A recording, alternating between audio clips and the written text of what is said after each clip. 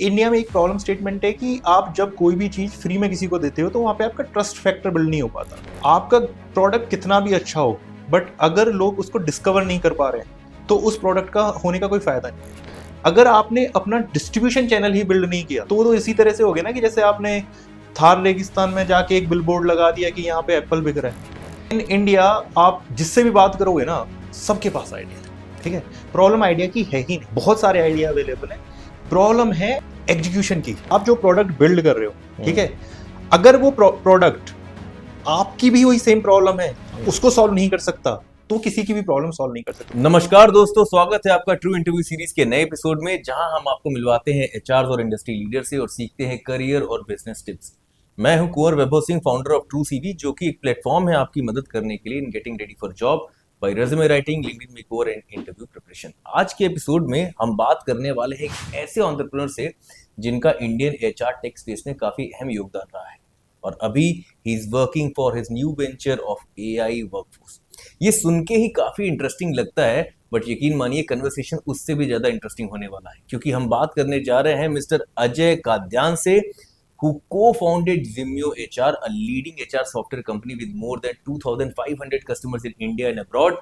And after scaling this company to this height, he moved out in 2025 and started Unleash X, an AI workforce company.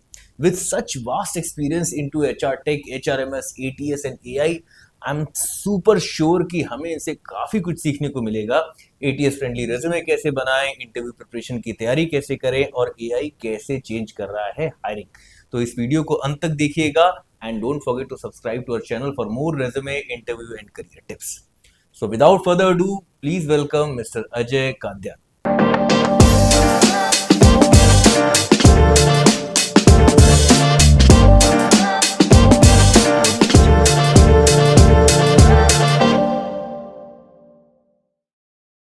Thank you, sir, for joining. It's pleasure to have you on our show. Thank you for having me over here. So, for our viewers, थोड़ा सा अपनी journey के बारे में बताइए, how you started and what you're doing right now. So I am the founder and CEO of Unleash X. We are building AI workforce platform. We help companies to automate all repetitive works.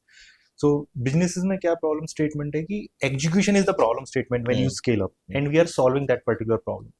Previously, I built and scaled a company called Zimyo that was into HR tech, where we were helping organizations to streamline their HR operations. We were serving about 2,000 plus companies over there. India Mart and VNext was our investor. Okay, great. So, जैसा हम पहले बात कर रहे थे कि you are a software engineer. Yeah. And how come a software engineer ended up building an HR tech company?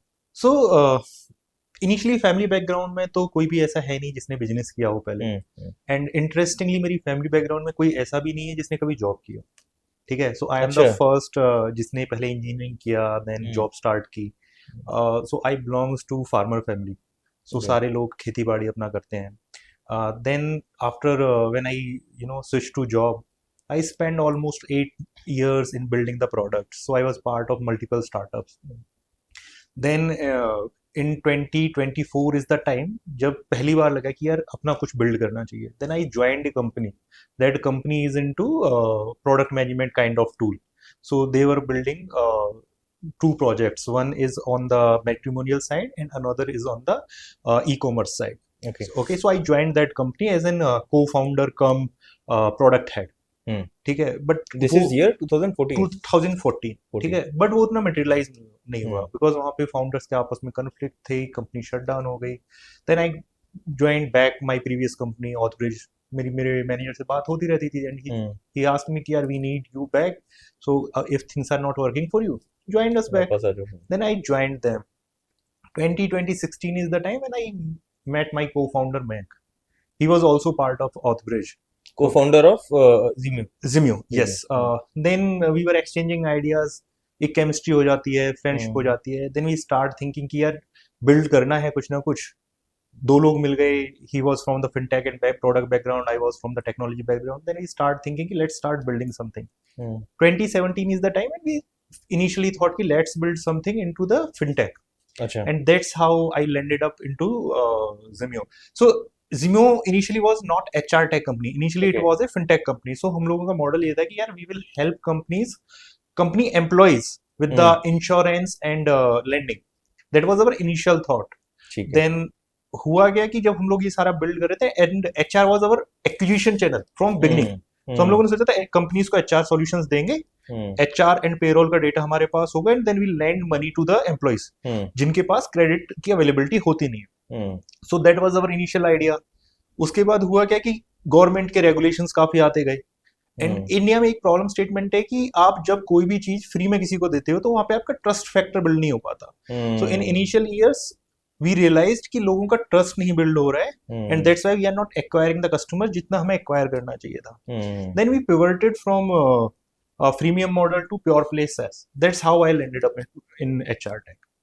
Very nice, interesting. So is your partner still running? Yeah, my partner is still running. He's the CEO. Company is profitable. Very nice, very nice. So as you know, along with TrueCV, we are building True HRIS, and that's how I've been following Zimyo along with the other company. So it's great meeting you, and just सामने live आपकी journey सुन के, I'm sure the viewers will also love the journey what you've done with Zimyo. And today it's हम बात कर रहे थे कि 2-2.5 हज़ार से ज्यादा कंज्यूमर जो लगातार यूज कर रहे थे. So what has been your biggest lesson from Zimyo, a brand that you have built from your own hand? So Zimyo से multiple learnings हैं, but if I have to note down 2-3 learnings. So सबसे पहली जो मेरी learning है वो है कि distribution is greater than the product. So initially problem statement क्या होती है, फाउंडर्स ना बहुत ऑब्सेस्ड हो जाते हैं प्रोडक्ट से. इनिशियल ईयर्स में हम भी हुए थे. सो उनको लगता है कि आप प्रोडक्ट बिल्ड करो and then they start celebrating कि यार हमने ये प्रोडक्ट लॉन्च किया, हमने ये फीचर लॉन्च किया, हमने इस पर्टिकुलर चीज पे को लॉन्च किया. But over the period of time होता है क्या है ना, आपका प्रोडक्ट कितना भी अच्छा हो बट अगर लोग उसको डिस्कवर नहीं कर पा रहे, ठीक है, तो उस प्रोडक्ट का होने का कोई फायदा नहीं है. ठीक है, आप इसको अगर इस तरह से समझोगे कि आपका सुपर प्रोडक्ट है, ठीक है, बट ह्यूमंस वो कभी जब मॉर्निंग में उठते हैं ये सोच के तो नहीं उठते ना कि यार आज मुझे ये वाला सॉफ्टवेयर परचेज करना है. अगर आपने अपना डिस्ट्रीब्यूशन चैनल ही बिल्ड नहीं किया तो इसी तरह से हो गया ना कि जैसे आपने थार रेगिस्तान में जाके एक बिलबोर्ड लगा दिया कि यहाँ पे एप्पल बिक रहा है, उसका क्या फायदा हुआ, कितने ही अच्छे प्रोडक्ट होने का. सो अगर आप अपने डिस्ट्रीब्यूशन चैनल्स बिल्ड करते जाओगे, आपके प्रोडक्ट की डिस्कवरेबिलिटी बेटर होगी, तो ही उस प्रोडक्ट का फायदा है. Distribution over the period of time अच्छे प्रोडक्ट से जीत जाता है.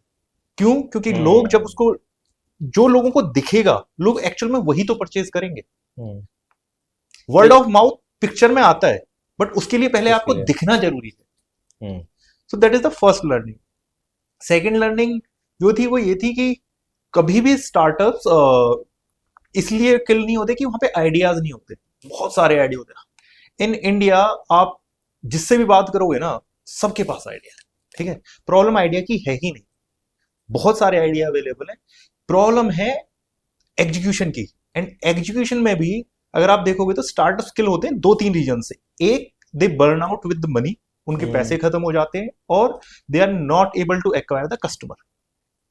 और तीसरा, उनका कन्विक्शन फाउंडर्स का उस आइडिया पे किल हो जाता है. These are the 3 problems. ठीक है, इसकी वजह से स्टार्टअप किल होते हैं. एक फाउंडर का काम है इन सारे ऑड्स के अगेंस्ट लड़ते रहना, चलते रहना, लोगों को मोटिवेट करके रहना. ठीक है, अगर वो नहीं होगा तो आप कोई भी अच्छे आइडिया पे काम कर लो, उसका सक्सेस होने के चांसेस हमेशा कम रहेंगे. एंड जो तीसरी और सबसे इंपॉर्टेंट चीज है यार, स्टार्टअप ना 100 मीटर की रेस नहीं है, इट इज मैराथन. ठीक है, तो वही स्टार्टअप जीतेगा जिसके अंदर रेजिलेंस है. यहाँ पे एक 100 मीटर का स्प्रिंट मार के आगे बढ़ जाने से विक्ट्री नहीं होती. फर्स्ट मूवर एडवांटेज नाम की चीज आज के वर्ल्ड में रही नहीं है. ठीक है, जो लास्ट तक खड़ा रहेगा, जो लास्ट तक सरवाइव करेगा, वो जीत जाएगा. So I have so many questions from this answer. Very nicely you put it. तो सबसे पहली चीज आपने जो कहा, मुझे आज की डेट में मुझे भी लगता है कि AI के आने से और अब प्रोडक्ट बनाना काफी आसान हो गया है. पहले की तरह आपको वैसे रात भर कोडिंग नहीं करनी पड़ती थी. So considering there is a young founder or somebody had a idea of a SaaS, so उसने वो प्रोडक्ट बना लिया किसी भी नीश का, चाहे वो HRMS हो, टेक हो, किसी भी कस्टमर को, MSME को, लार्ज स्केल को, उसने पास प्रोडक्ट बना लिया. अब आपने कहा कि कोई भी बिजनेस ओनर या फाउंडर सवेरे उठ के ढूंढने तो निकलनी पड़ेगा क्या सॉफ्टवेयर का कोई नहीं, Exactly. उसने बना के रखा हुआ अपने बिल्कुल। सिस्टम में, अब उसको क्या करना चाहिए? उसको सबसे पहले कस्टमर से बात करनी चाहिए। वो जो भी प्रॉब्लम सॉल्व कर रहा है, जिस भी सेगमेंट के लिए सॉल्व कर रहा है, उसको प्रोडक्ट बिल्ड करने से पहले भी, बिल्ड उसको बाद में करना चाहिए। उसको पहले एक्चुअली देखना चाहिए कि यार मेरे को अगर मैं एक्स प्रॉब्लम सॉल्व कर रहा हूँ वाई कैटेगरी के लिए, तो वाई कैटेगरी का जो बायर है, बायर के पास जाए, बायर से बात करे। ठीक है, क्या वो पैसे देने के लिए तैयार है उस प्रॉब्लम के लिए? पहला जो जॉब है किसी भी फाउंडर का, वो प्रोडक्ट बिल्ड करना नहीं है, वो प्रोडक्ट बेचना है। अगर आप किसी भी कस्टमर से पैसे निकाल पाए, व्हाट इट मींस कि आपका मॉडल सक्सेस हो जाएगा। और अगर वो आप रिपीटेडली निकाल पाए, दैट मींस कि you can scale. And that's how people, अगर आप इंडिया में देखोगे ना, होता क्या है, बहुत सारी कंपनियां पहले प्रोडक्ट बिल्ड करती हैं, दे फील कि मैं परफेक्ट प्रोडक्ट बिल्ड करूंगा, परफेक्ट प्रोडक्ट बिल्ड करके मैं मार्केट में जाऊंगा। ऐसा नहीं होता है। प्रोडक्ट पिवट हो सकता है, ठीक है, कस्टमर की प्रॉब्लम हमेशा रहती है। ठीक है, इट्स मोर अबाउट क्या आप उस कस्टमर की प्रॉब्लम को सॉल्व जिसको कर रहे हो, क्या वो उसके लिए पैसे देने के लिए तैयार है? अगर वो पैसे देने के लिए तैयार है तो आप वो प्रोडक्ट बिल्ड कर लो। अगर वो पैसे आप नहीं निकाल सकते, प्रोडक्ट बिल्ड मत करो। Okay, so will break it down a little further for people to understand. मान लीजिए कि सबसे कॉमन प्रॉब्लम लेते हैं, हम एमएसएमईज की बात करते हैं कि सेल नहीं हो रही। हाँ जी, ठीक है, और आपने एक सॉफ्टवेयर बिल्ड किया है जिससे उनकी सेल्स को इंक्रीज करने में मदद मिलेगा, लीड जनरेशन में मदद मिलेगी। ठीक है, ठीक है, अब उसको क्या करना चाहिए? You have build an automation tool for lead generation. ठीक है, सो सपोज करो आप एक लीड जनरेशन का टूल बिल्ड कर रहे हो किसी कंपनी के लिए, तो सबसे पहली चीज तो ये है कि वो आपके लिए चलना चाहिए। ठीक है, अगर मैं कंपनीज को बोल रहा हूँ कि यार मैं लीड जनरेशन का प्लेटफॉर्म दूंगा आपको जिससे कि आपकी लीड्स की प्रॉब्लम सॉल्व होंगी, अगर वो मेरी प्रॉब्लम सॉल्व नहीं कर सकता, मेरे लिए लीड जनरेट नहीं कर सकता, तो किसी और के लिए कैसे वर्क करेगा? That's the first thing.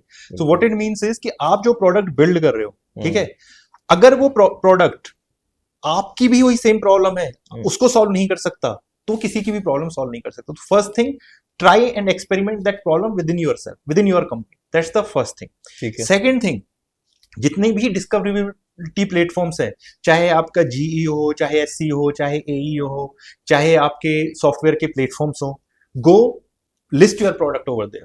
सबसे पहली चीज, ठीक है, आपने प्रोडक्ट बिल्ड किया, कस्टमर से बात की, कस्टमर से बात करने के बाद पहला काम है सब जगह आपको दिखना है। अगर आप कस्टमर से कहां बात करें? कस्टमर को प्रोडक्ट बिल्ड करने से पहले बात करिए। आपने अगर एक लीड जनरेशन का प्लेटफॉर्म बनाया, तो कॉलेज का स्टूडेंट ढूंढेगा कहां कस्टमर को? कॉलेज का स्टूडेंट कस्टमर्स को कहां ढूंढेगा? कॉलेज के स्टूडेंट कस्टमर्स को, देयर आर प्लेटफॉर्म्स। ठीक है, अगर आपने कोई भी प्लेटफॉर्म बिल्ड किया है, ठीक है, आपने एक कस्टमर सेगमेंट को ध्यान में रख के बात सोचा होगा, सारे वो कस्टमर्स लिंक्डइन पे अवेलेबल है, आप उनके पास जाइए, उनको रिक्वेस्ट कीजिए कि sir I am building this, I want to spend 30 minutes, I just want to understand कि व्हाट आर योर प्रॉब्लम्स। ठीक है, कोई बेचना नहीं है आपको, सिर्फ इनका इंटरव्यू लेना है कि आप जो प्रॉब्लम सॉल्व आप समझ लो क्या वो प्रॉब्लम उनकी है। And on believe me, people actually share their availability with the folks who are building something. ऐसा नहीं है कि वो टाइम शेयर नहीं करते, वो टाइम शेयर करते हैं। आप 200 लोगों को रीच आउट करोगे, आपको 25 से अपॉइंटमेंट मिलेगी, बट मिलेगी अपॉइंटमेंट। सो पहले वो करना चाहिए। आप लिंक्डइन पे जाओ, लोगों को रिक्वेस्ट करो, उनसे टाइम लो, उनके साथ जो प्रॉब्लम आप सॉल्व कर रहे हो उस प्रॉब्लम सॉल्विंग के लिए उनसे समझो कि क्या वो प्रॉब्लम है, और अगर है तो क्या वो उसके लिए पे करने को रेडी होंगे कभी भी। So that's how you have to do it. दूसरी चीज, अगर आप एमएसएमई के लिए भी प्रोडक्ट बना रहे हो, ठीक है, एमएसएमई हो सकता है कि वो एमएसएमई आपके लिंक्डइन पे नहीं है, ठीक है, क्योंकि बहुत सारे एमएसएमईज हैं जो लिंक्डइन यूज नहीं करते, उनके ट्रेडिशनल बिजनेसेस हैं। उसके लिए आप इंडिया मार्ट जैसी साइट पे जाओ, जस्ट डायल पे जाओ, नंबर्स निकालो उनके, डायल करो, बात करो। Great great, I think it's the perfect way to start, and that's how it works, whatever you are building. So before we move towards ki abhi aap kya build kar rahe hain, and I know it's something exciting, I just want to spend few times on Zimyo, that there are two things I would like to know. First, what was the reason for you to move out of Zimyo, and what motivated to start what you're doing right now? And second, while you were moving, हो सकता है अभी आप current scenario में नहीं, what you think is broken and what you think is still need to be addressed in HR tech? Okay, So I left Zimeo in September 2024. Okay. The reason I moved out is pretty simple. We were growing at that point of time, but the scale we were looking and the aspirations I have, वहाँ पे एक काफी बड़ा mismatch था. मेरी aspiration थोड़ी high थी. हम जिस स्केल पे ग्रो कर रहे थे वो स्केल शायद मेरे ओवरऑल विजन के साथ फिट नहीं बैठ पा रहा था. I spend building 7 years. Then I shared with my investors and my co-founder, and I am fortunate enough कि दे अंडरस्टैंड माई थिंग कि यार ठीक है, मतलब if he is honest enough, so they allowed me कि ठीक है आप कोई इशू नहीं है, आप जाओ आप करो, and we are here to support you. आज भी मेरे इन्वेस्टर से बात होती है and they are always available for me, so whatever I required. So सबसे बड़ा मेरा रीजन वही था कि यार जो मैं फ्यूचर में अचीव करना चाहता हूँ वहां पे एस्पिरेशंस का मिसमैच हो रहा था. That was my biggest reason. Now जब हम एचआर टेक की बात करते हैं कि एचआर टेक में क्या ब्रोकन है, एचआर टेक में बहुत सारी चीजें ब्रोकन है. Let's start with the hiring piece. ठीक है, अगर हम हायरिंग की बात करते हैं तो हायरिंग में पीपल यूज एटीएस, बट अगर आप एक्चुअल में एटीएस को देखोगे तो एटीएस है क्या? एटीएस एक सिस्टम ऑफ रिकॉर्ड्स है जिसके अंदर एक सीवी एंटर होता है and most of the times उससे कुछ बाहर नहीं आता. ठीक है, बाहर नहीं आता. When I am saying this, what it means is वहां पे आपके एक्शंस नहीं हो रहे, वो सिर्फ और सिर्फ उस डेटा को कैप्चर करके आपको एक स्कोर प्रेडिक्ट करके दे रहा है. ठीक है, सारा काम आज भी वही मैन्युअल है. एचआर को जाके, रिक्रूटर को जाके वहीं पे वो ऑटो अपॉइंटमेंट्स करनी है, शेड्यूलिंग करनी है, इंटरव्यू बुक करने हैं. ठीक है, but when AI is there, ठीक है, उन सारी चीजों की नीड नहीं है. एचआर का काम है रिलेशनशिप बिल्ड करना, सिस्टम का काम है एग्जीक्यूट करना. ठीक है, सो जब सिस्टम एग्जीक्यूट करेगा लोग फ्री होंगे, और जब लोग फ्री होंगे वो रिलेशनशिप पे काम करेंगे, क्योंकि आपको जो ग्रेट टैलेंट चाहिए वो रिलेशनशिप से मिलेगा. ठीक है, that is the first thing which is broken into HR tech. Second thing, आज की डेट में अगर हम बात करते हैं तो पेरोल की सैलरीज की अगर आप बात कर लो, people companies are still waiting की 7th आएगी तो हम सैलरीज देंगे. टाइम आगे बढ़ चुका है. ठीक है, नाउ मतलब नाउ इज द टाइम जहां पे शायद सैलरियां विद इन 15 days और विद इन वीक आपको मिल जानी चाहिए. व्हेन आई से विद इन वीक, इसका मतलब ये कि मंथ में 4 बार डिस्बर्स हो जानी चाहिए. Why there is a need कि आप 30 दिन कोई काम करेगा, उसके साथ बाद 7 दिन बाद आप सैलरी दोगे? क्या जरूरत है? सिस्टम्स आपके अवेलेबल है, बंदे ने काम किया, उसके फायदे भी बहुत है. कैश फ्लो मेंटेन करना इजी है.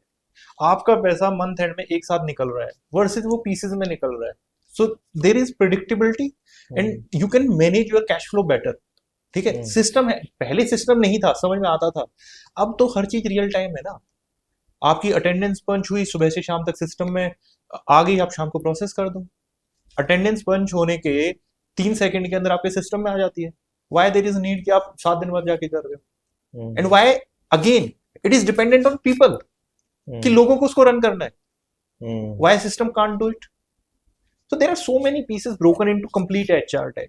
Overall HR with the help of AI बहुत चेंज होने वाला है. ये सिस्टम ऑफ रिकॉर्ड से सिस्टम ऑफ एग्जीक्यूशंस में जाएगा, जहां पे हैवी लिफ्टिंग सारा AI करेगा एंड humans will be there to build relations and to make decisions.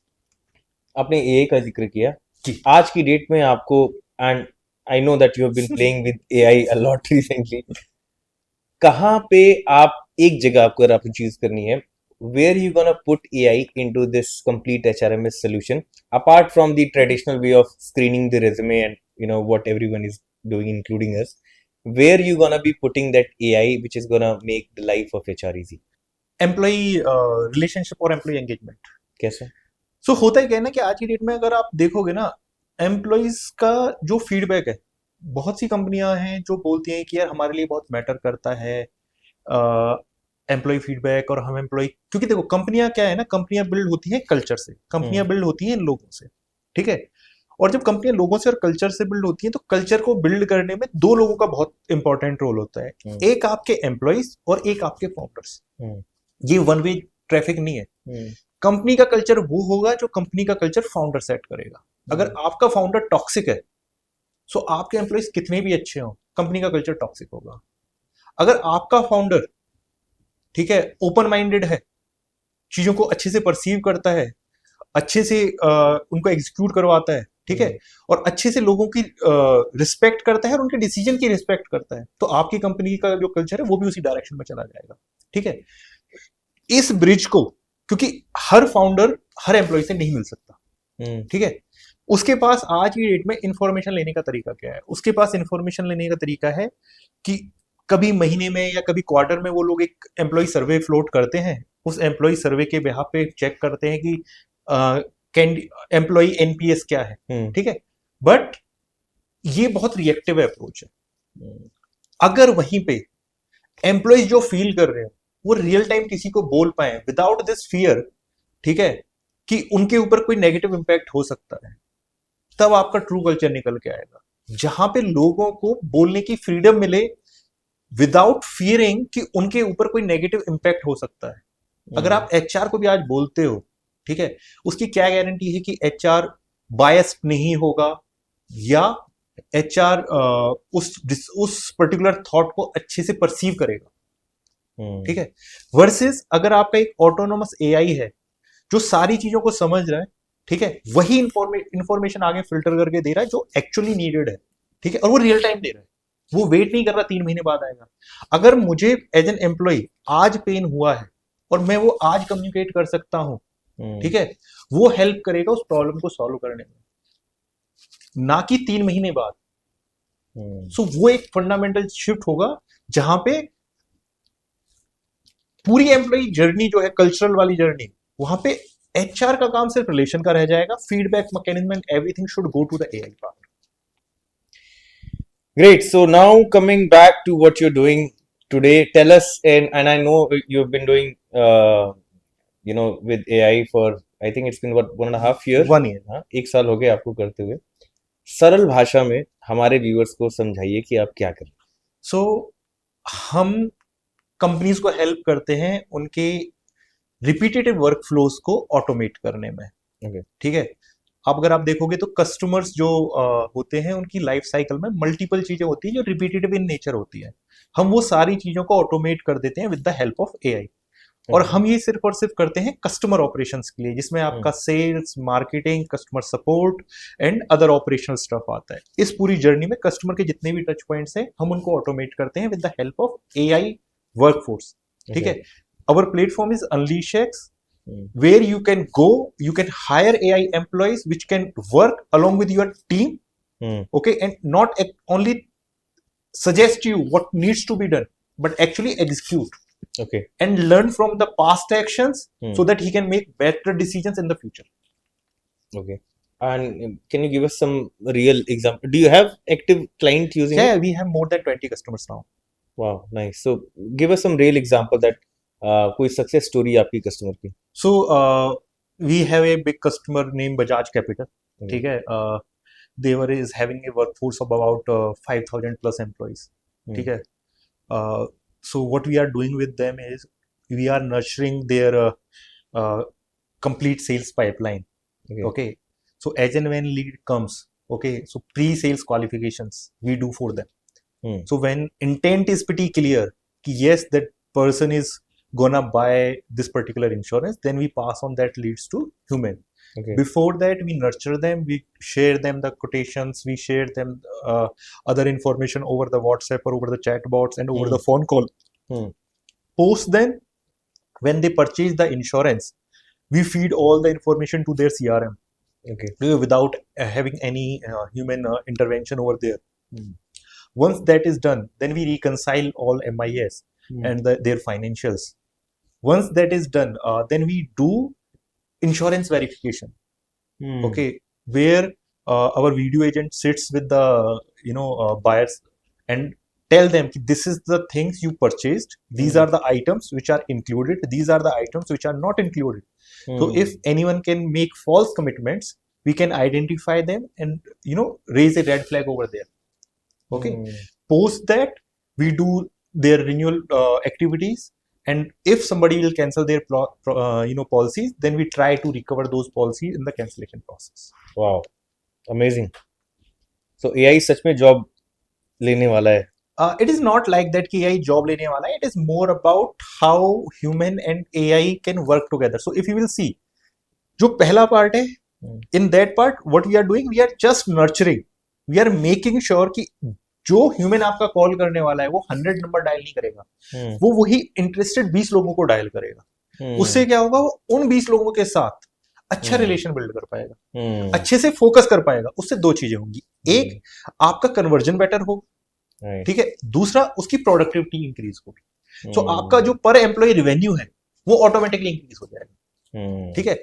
Same way when we are doing reconciliation and other stuff, there are humans involved in the process, where they are reviewing and auditing each and its every stuff, so that system will not make any error, ठीक है। सो AI job नहीं ले रहा है, it is more about वो काम करने के तरीके बदल रहा है, and the people who will learn AI and go with AI, they will replace the people जो एआई नहीं सीखेंगे। Nice. So, in the beginning, when these agents, came into the market, they were very expensive to hire, and all these voice calling के लिए there were only few companies जो कि US based थी। हमने शायद discussion भी किया था कि कुछ इंडिया में कुछ कंपनीज है जो इस पे काम कर रही हैं। What is the pricing right now? What is the costing of these AI agent right now? Is it only limited to the brands like we talk about the big names, or do you think soon MSME will, because मैं इसलिए भी पूछ रहा हूँ कि देखिए लोगों को हायर करना तो बड़ी कंपनीज के लिए वैसे भी बड़ी बात नहीं थी, ये तो जो प्रोसेसेस को इंश्योर करना कि कोई मिस सेल ना हो, एक्सपीरियंस अच्छा हो, humans should work on more of the human task rather than selling. तो for a bigger organization this makes sense, but what about those MSMEs जिनके लिए हायरिंग भी थोड़ी एक्सपेंसिव है? Do you think are they would be able to afford now, or they'll be able to afford soon in the future? What is the stage? So इसको ना दो अलग अलग कंटेक्स्ट में देखते हैं, एक इंडियन कंटेक्स्ट एंड एक ग्लोबल कंटेक्स्ट। Okay. ठीक है, why I want to see in two different lenses, because India as an country, ठीक है, वी ऑपरेट डिफरेंटली, ठीक है। ग्लोबल मार्केट जो है, ग्लोबल मार्केट में आपका जो पर सैलरी पर रिसोर्स है, ठीक है, वो बहुत हाई है। वहां पे पर कैपिटा इनकम बहुत हाई है। वहां पे अगर इंडिया में वो $2000 है, ठीक है, वो वहीं पे $20,000 है, ठीक है। सो पहली चीज हमें, क्योंकि लेंस डिफरेंट हो गया, आप एप्पल और ऑरेंज को कंपेयर नहीं कर सकते, ठीक है। So when it comes to global markets, AI is already affordable, उसमें कोई डाउट ही नहीं है। क्यों? क्योंकि वहां पे जो ह्यूमंस की कॉस्ट पड़ती है, एआई उससे बहुत चीप पड़ता है। That is the first thing. Now when it comes to the Indian context, India में भी आपको इसको फिर ब्रेक करना है। इंडिया में ब्रेक करना है आपको एमएसएमई के लिए एंड बिग एंटरप्राइजेस के लिए, ठीक है। अब यहां पे देखने के दो तरीके हैं।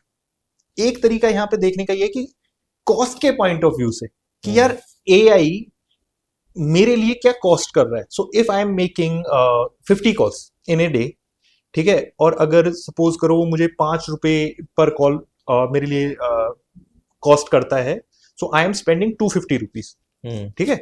एंड महीने का मेरा हो गया ऑलमोस्ट 30 दिन का करीबन ₹7,500, ठीक है। अब अगर एआई वहां पे नहीं होगा तो आप क्या करोगे?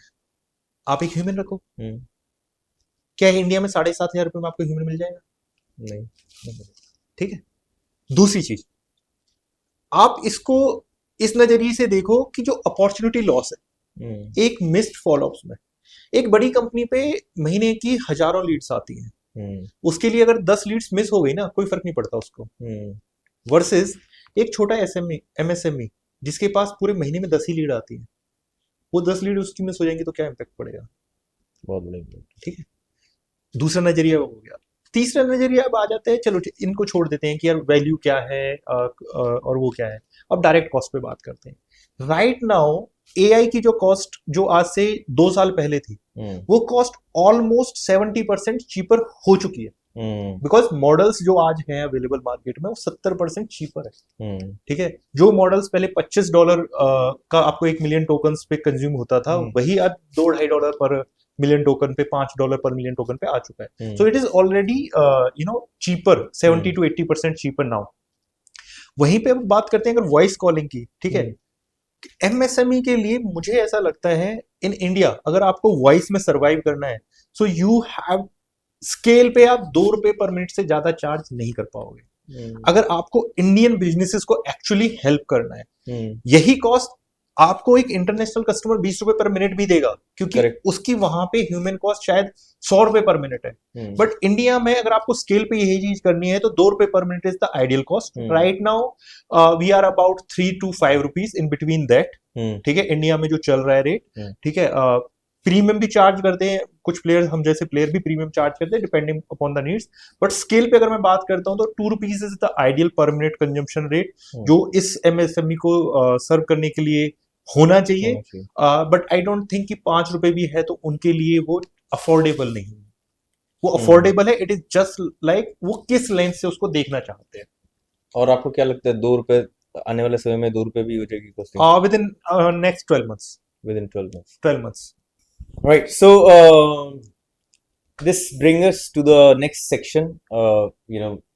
With True CV, we try to help people in getting ready for job. With resume writing, interview preparation, LinkedIn makeover, and with every guest we talk, and ask few questions regarding how you hire and what you look for in people. So we start with resume.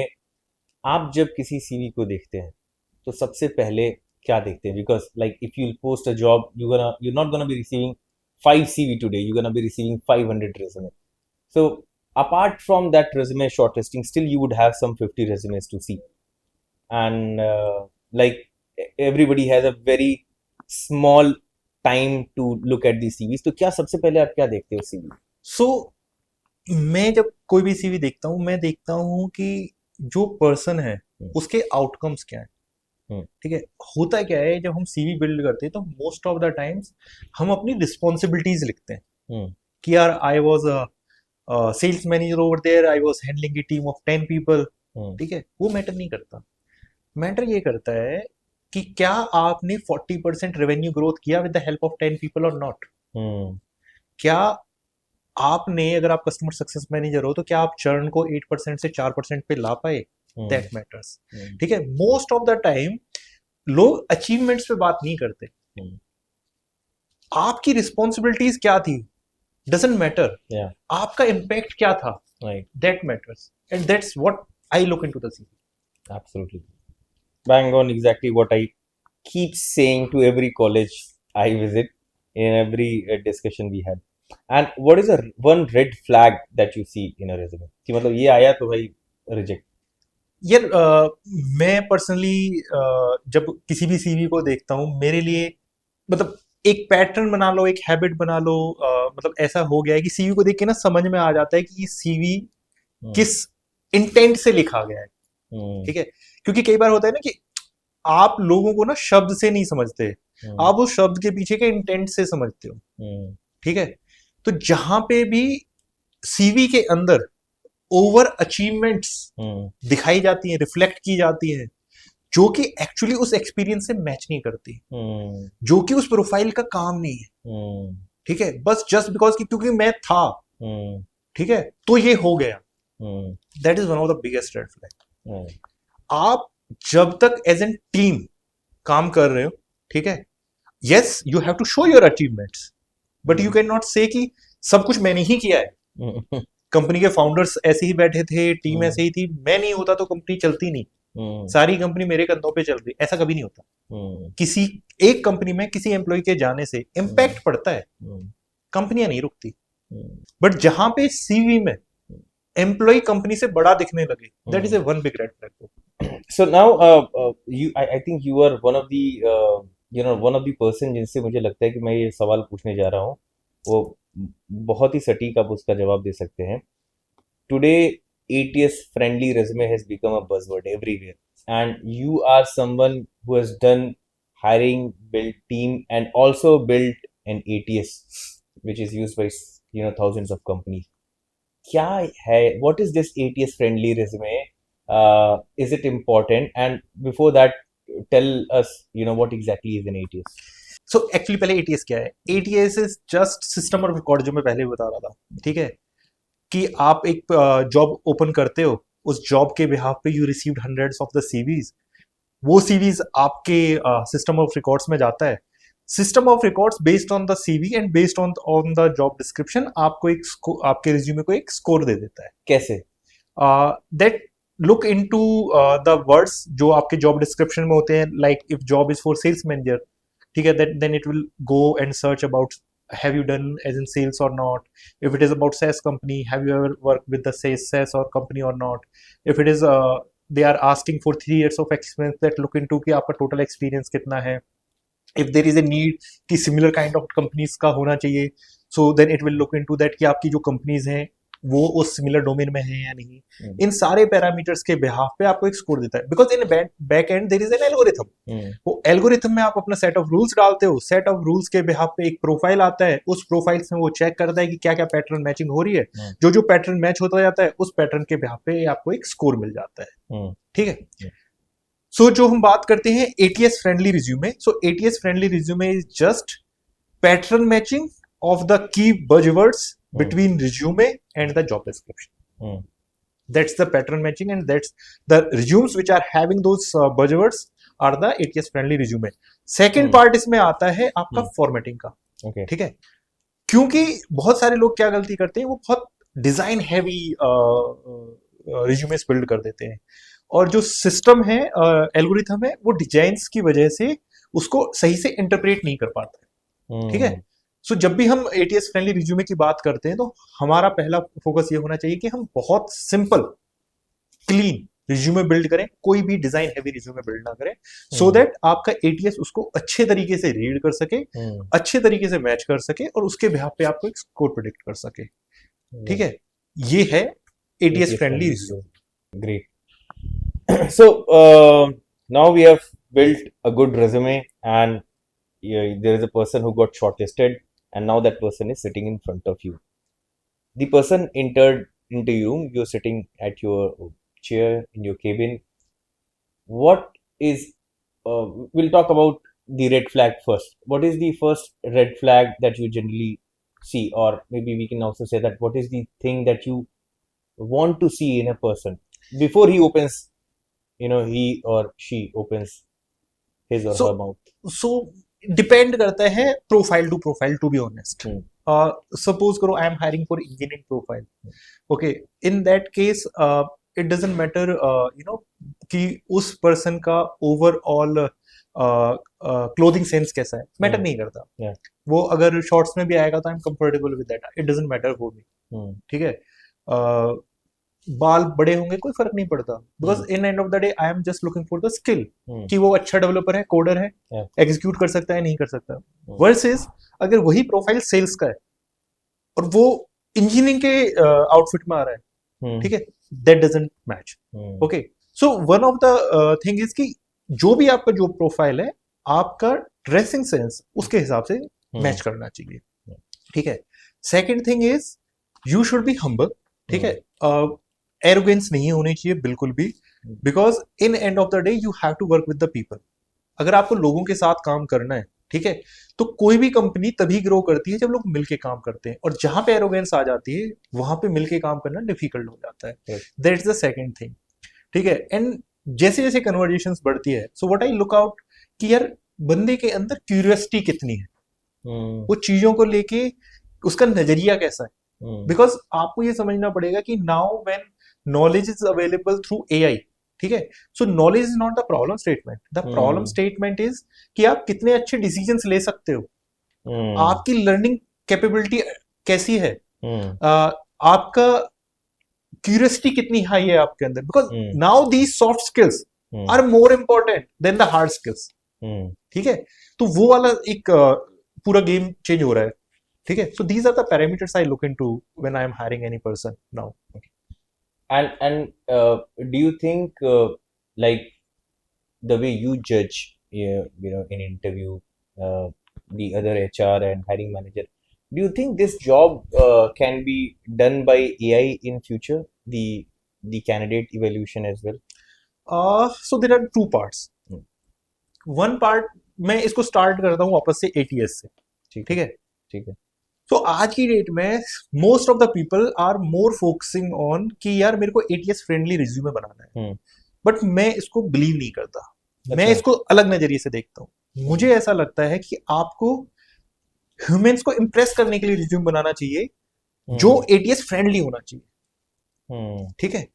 What it means is कि इन end of the day आपको human के पास जाना है। सो resume जो story narrate कर रहा है वो स्टोरी ह्यूमन के लिए होनी चाहिए। Yes, there should be patterns जिसकी वजह से आप फर्स्ट स्क्रीनिंग में एटीएस आपको पास ऑन करे, वो एटीएस फ्रेंडली होना चाहिए, बट इट शुड बी कि आपकी जो पूरी स्टोरी है वो पूरी स्टोरी निकल के जब ह्यूमन के पास जाए, ठीक है, सो आप उस कन्वर्जेशन का पार्ट बन पाओ, ठीक है।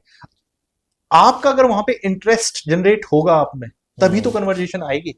ट्रू, क्योंकि इन end of the day ATS ने 100 रिज्यूम्स निकाल के दे दिए। 100 रिज्यूम्स निकालने के बाद हर रिज्यूम तो इंटरेस्टिंग नहीं हो सकता, तो पहले आपको अपने आप को इंटरेस्टिंग बनाना पड़ेगा, उसके लिए आपको अपनी अचीवमेंट्स बतानी पड़ेगी। That's the first part of it, ठीक है। Second part of it is कि यार क्या एआई ओवरऑल इस जॉब को ऑटोमेट कर सकता है या नहीं कर सकता है। मैं इसको ऐसे देखता हूं, जो हैवी लिफ्टिंग का काम है वो सारा एआई करेगा, ठीक है। जहां पे आपका इंटरव्यू शेड्यूलिंग हो गया, स्क्रीनिंग हो गया, ठीक है, जहां पे आपका may be over the period of time negotiation हो गया, बट जो रिलेशनशिप बिल्डिंग का काम है, जो ये चेक करने का काम है कि आपके अंदर क्यूरियोसिटी कितनी है, ठीक है, why you are right fit for the company, why company is right fit for you, आप कल्चरली मिसफिट तो नहीं हो रहे हो उस कंपनी के साथ, ये ह्यूमन का काम है।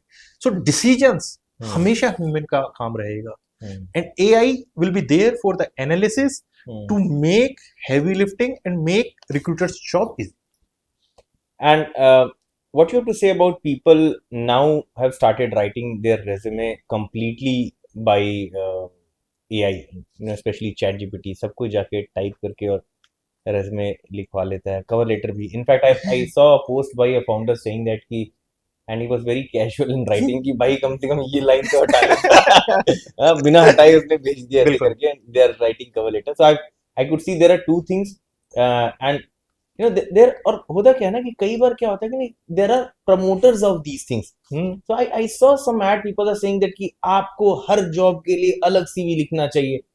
आई सेड कि यार मतलब फिर वो बंदे का मतलब असली उसने क्या किया है, वो छोड़ के वो सिर्फ जॉब डिस्क्रिप्शन के हिसाब से उसने 10 सीवी लिख लिए। मतलब वो जावा का भी डेवलपर है, दूसरी लैंग्वेज का भी डेवलपर है, एचआर भी, अकाउंटेंट भी। So this is, so what you have to say. मैं वही बोल रहा था ना कि आपको जो रिज्यूमे है ना, ह्यूमन को इंप्रेस करने के लिए बनाना चाहिए। आपको रिज्यूमे एटीएस के लिए नहीं बनाना चाहिए, एटीएस तो डिफॉल्ट है।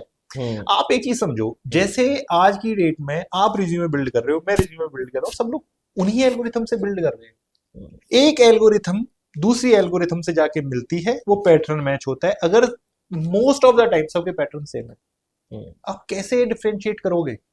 सो डिफरेंशिएशन रहेगी आपकी स्टोरी, आपकी अचीवमेंट्स, क्योंकि अगर वो नहीं होगा सो उसका इंटरेस्ट जनरेट नहीं होगा आपने, क्योंकि इन एंड ऑफ द डे तो रिज्यूमे रिक्रूटर को देखना है ना। आप एटीएस से तो निकल जाओगे, जब रिक्रूटर के पास जाओगे वो आपको लेगा ही नहीं। Now we are almost at the end of our discussion. Before we move to the what future lies, we talked about resume, we talked about interview. How about LinkedIn? How important you think a person should have a LinkedIn profile, and do you think as a hiring manager you go and look at their LinkedIn profile before hiring? Definitely, you should do that. Not only LinkedIn, हम मतलब over the period of time लोग भूल जाते हैं कि जो आप extra curriculum activities एक टॉपिक होता था रिज्यूमेस में, हमारे टाइम पे तो होता था, ठीक है, आज की डेट में कम होता जा रहा है, ठीक है, वो बहुत इंपॉर्टेंट होता जा रहा है। आप अपनी जॉब के अलावा क्या कर रहे हो? क्या आप पॉडकास्ट कर रहे हो? क्या आप कम्युनिटी का पार्टिसिपेट कर रहे हो? आप कहीं पे वॉलंटियर जा रहे हो? ठीक है, ये भी बहुत मैटर करता है। और LinkedIn is your first impression, ठीक है, बोलते हैं ना first impression is the last impression. As an recruiter जब भी मैं कोई सीवी देखता हूँ, मेरा पहला काम होता है मैं लिंक्डइन जाके देखूँ, and you can not believe it, most of the time जो लिंक्डइन पे लिखा है वर्सेस जो रिज्यूमे में लिखा है वो मैच नहीं करता, मोस्ट ऑफ द टाइम। अच्छा, यस, लिंक्डइन पे टाइमलाइंस उस जॉब की अलग है, रिज्यूमे में उस जॉब की टाइमलाइंस अलग है। लिंक्डइन पे कंपनी का नाम अलग है, रिज्यूमे में कंपनी का नाम अलग है। इट्स अ रेड फ्लैग, मतलब it's a red flag, people करते हैं। लिंक्डइन बहुत इंपॉर्टेंट है, नॉट लिंक्डइन का प्रोफाइल इंपॉर्टेंट है, आप लिंक्डइन पे क्या कर रहे हो वो बहुत इंपॉर्टेंट है। आप जो कर रहे हो उसको आप लोगों को बता पा रहे हो कि नहीं बता पा रहे, कम्युनिकेट कर पा रहे हो कि नहीं कर पा रहे हो, वो बहुत इंपॉर्टेंट है। आप कितने एक्टिव हो वो बहुत इंपॉर्टेंट, क्योंकि ये दिखाता है कि वर्क के अलावा आपकी एक लाइफ है, ठीक है, आप अपने ऊपर इन्वेस्ट कर रहे हो, आप अपने थॉट्स को आर्टिकुलेट कर पा रहे हो, आप उनको लोगों के साथ शेयर कर पा रहे हो, ठीक है। उसी के साथ जो आप एक्स्ट्रा करिकुलम एक्टिविटीज करते हो, आप कॉन्फ्रेंस ज्वाइन करते हो, आप कोई कम्युनिटी का पार्टिसिपेट करते हो, ये दिखाता है कि आपकी डिसीजन मेकिंग कैसी है। जब नॉलेज सबके लिए सेम एक्सेसिबल है तो यही स्किल्स तो over the period of time differentiation बनेंगे। So LinkedIn is very important. I think आप जब बता रहे थे मुझे ध्यान आया कि देयर वाज एन एचआर, एक हेड एचआर आए हुए थे, उन्होंने बताया कि लीडरशिप रोल के लिए उन्होंने एक एजेंसी रखी है जो कि उस लीडरशिप रोल उस व्यक्ति के प्रोफाइल पे जाके ना सिर्फ लिंक्डइन बल्कि इंस्टा और फेसबुक पे जाके प्रीवियस हिस्ट्री में जाके देखती है हाउ ही और she has interacted with the post. This tells की मतलब कहीं ऐसा तो नहीं कि मतलब वो किसी डायरेक्शन में, बिकॉज भाई लीडरशिप पोजीशन का बंदा है, वो आएगा तो पूरा कंपनी का कल्चर ही चेंज हो जाएगा। सो before starting Zimno, I was part of a background verification company, ठीक है। सिर्फ इतना ही नहीं होता है, जब भी कोई लीडरशिप रोल के लिए हायर होता है तो बहुत सारे अलग बैकग्राउंड चेक्स भी होते हैं। सो companies do drug verification. Okay, वो कैसे ड्रग वेरिफिकेशन? उनका प्रॉपर सैंपलिंग करवानी पड़ती है। अच्छा, ड्रग टेस्ट जो आपको ड्रग टेस्ट, ठीक है। सो ड्रग टेस्ट प्रॉपर किया जाता है, आपका सोशल वेरिफिकेशन किया जाता है, जो आप बोल रहे हो वो किया जाता है, ठीक है। बहुत बार तो कंपनियां जो आपसे रेफरेंस लेती हैं, ठीक है, वो रेफरेंस आप जहां पे रहते हो वहां के लोगों के भी लेती हैं, specifically when it comes to the leadership, because companies want to see कि आप लोगों के साथ कैसा बिहेव करते हो, आप अपने थॉट्स को कैसे रखते हो, आप क्या कल्चर कंपनी में लेके आने वाले हो। जो पॉइंट मैंने शुरू में बोला था, कल्चर दो तरह से बिल्ड होता है, एक लीडरशिप से और एक एम्प्लॉय से। जो लीडरशिप कल्चर सेट करेगी वही कल्चर फ्लो होगा। सो क्योंकि कल्चर लीडरशिप सेट करती है, सो ये बहुत इंपॉर्टेंट हो जाता है। Right. So now one final question, your advice, and this question also has two part to it. What's your advice for freshers starting their career? What should they focus, where is the future for freshers considering this AI boom? What should they do, and what's your advice for a young entrepreneur almost just passing out who wants to build a SaaS product and to reach where you are? सो पहली चीज, सो जो भी fresher है, जो भी अपना career start करने वाला है, ठीक है, सबसे इम्पोर्टेंट पार्ट ये है कि आज की डेट में सर्टिफिकेट मैटर नहीं करते, ठीक है। आपने बीटेक किया है, डजंट मैटर, आपने एमबीए किया है, डजंट मैटर, वैल्यू ऐड करता है, I am not saying, I am not denying it, but उससे ज्यादा मैटर आपका स्किल करता है, ठीक है। स्किल क्या है? आपके सॉफ्ट स्किल्स एक रेगुलर पार्ट ऑफ दैट है, जिसमें आपका कम्युनिकेशन, आपका डिसीजन मेकिंग, आपका ओवरऑल आप कैसे रिएक्ट करते हो चीज़ों को लेके, वो आ गया।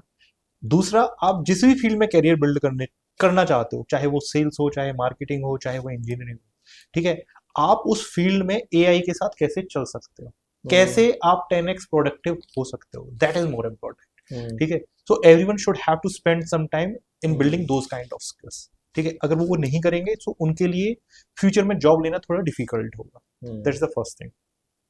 सेकेंड थिंग, द फाउंडर्स और द फ्यूचर बिल्डर्स, सबसे पहले उनके लिए एक एडवाइस ये होगी कि यार, first try to, before building any product, focus on having conversation with the real customers. Investors chase मत करो, इन्वेस्टर्स आ जाते हैं, ठीक है, कस्टमर्स नहीं आते। गो talk to your customers, spend time with them, understand कि what are their actual problems and are they ready to pay for it or not. जब एक बार आप वो क्रैक कर लोगे, इन्वेस्टर्स लाना, प्रोडक्ट बिल्ड करना सब हो जाता है। Products over the period of the time evolve होता रहता है, कस्टमर के पेन पॉइंट्स वहीं पे रहते हैं, तो आपका फोकस कस्टमर के पेन पॉइंट्स पे होना चाहिए, ना कि इस पे होना चाहिए कि यार I am a builder, I will build best product and then I will launch. No, talk to your customer. Great mister Ajay, बहुत मजा आया। आई डिडंट इवन फील कब टाइम हो गया, सारे क्वेश्चंस खत्म हो गए। It was a wonderful discussion. I am sure Thank you. Viewers को बहुत कुछ सीखने और जानने को मिलेगा। और once again thank you so much for taking out time. Thank you for having me.